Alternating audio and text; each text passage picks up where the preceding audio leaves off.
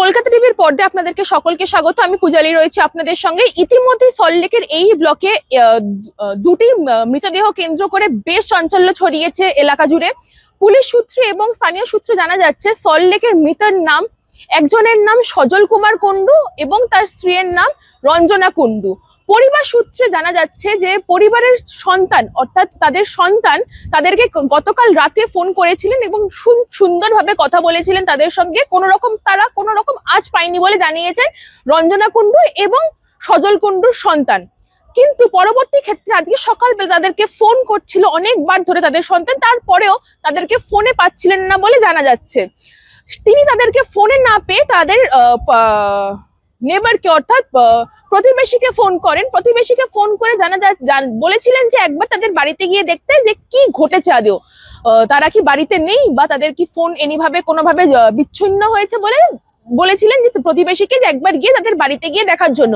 প্রতিবেশী বাড়ি যাওয়ার পর তিনি দেখতে পান যে একটি বাড়ির বাইরে তালা ঝুলছিল এবং তালা ভাঙার পর অনেকবার বেল বাজিয়েছিলেন তারা। প্রতিবেশীরা অনেকবার বেল বাজানোর পর কোনো সাড়া না পেয়ে তারা বাধ্য হয়ে তালা ভেঙেছিলেন। তালা ভাঙার পরে তারা দেখেছিলেন খাটের মধ্যে তাদের নিথর দেহ পড়ে রয়েছিল, অর্থাৎ রঞ্জনা কুন্ডু এবং সজল কুন্ডুর নিথর দেহ খাটের মধ্যে থেকে তারা দেখতে পেয়েছিলেন। দেখার সঙ্গে সঙ্গে তারা বিধাননগর উত্তর থানার পুলিশকে ফোন করেছিলেন।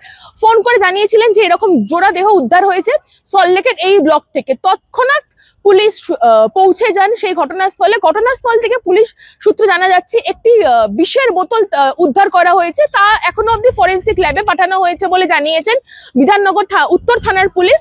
কিন্তু এটাও জানা যাচ্ছে প্রতিবেশীদের তরফ থেকে এবং পরিবারের সদস্য তরফ থেকে যে বেশ কিছুদিন ধরেই রঞ্জনা কুন্ডু ক্যান্সারে ভুগছিলেন, কিন্তু আর্থিক সমস্যা বা অন্য কোনো সমস্যা আদৌ আছে কি নেই তার পেছনে এখনো তা পুরোটা সম্পূর্ণভাবে খতিয়ে দেখছে বিধাননগর উত্তর থানার পুলিশ। পুলিশ সূত্রে জানা যাচ্ছে ফরেন্সিক ল্যাবে পাঠানো হয়েছে সেই বিষের বোতল এবং তাদের দেহকে ময়নাতদন্তের জন্য পাঠানো হয়েছে। পুরো ঘটনাকে তারা লুক আফটার করছে এবং নজর রাখছে যে কি আদৌ হয়েছিল, যে আদৌ তাদের সঙ্গে আর্থিক সমস্যা ছিল কিনা, নাকি তারা মানসিকভাবে ভুগছিলেন কিনা, নাকি বাড়ির কোনো সমস্যা হয়েছিল নিজেদের মধ্যে, তার সমস্ত খতিয়ে দেখছে ইতিমধ্যে বিধাননগর থানার পুলিশ।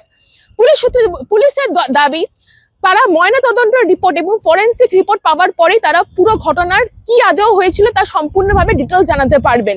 দেখতে থাকুন কলকাতা টিভি, রাত দিন 7 দিন।